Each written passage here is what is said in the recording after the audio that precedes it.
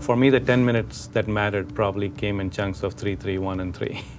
But the common theme that runs across it is always making an impact to the world is what I think I wake up every morning for. Mm-hmm. That's a value that was instilled by my parents.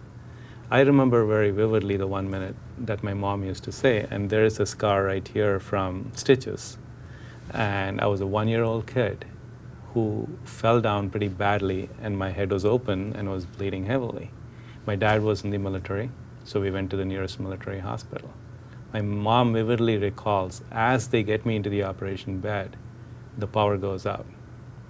And if it was anywhere else other than this military hospital, they would not have had a backup generator, and I shudder to think what would have happened. Then, being able to travel in Asia and find, including India where I lived, that the single biggest cause of death is clean water. And the difference between clean water and dirty water is affordable energy.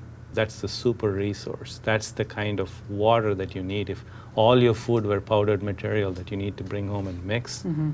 the super resource without which you can't mix it is water.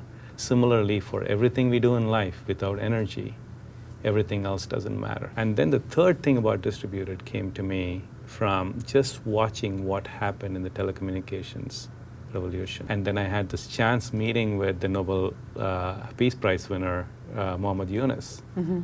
and the impact the cell phone had on the women in Bangladesh and how they could connect to the world, do commerce, and now elevate people out of poverty.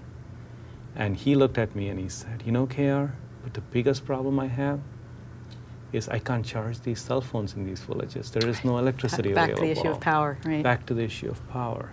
So we sat there and talked for a long time where we said, you know, if we don't solve this problem, this energy availability, energy affordability is the passport to a better living. Mm-hmm. By not changing the paradigm, we are telling the 2 billion people that don't have access to power, and the 2 billion people that will be born between now and 2030, 4 billion people out of 10 billion like population, mm-hmm. that we are not going to give you a passport and a visa to a better life.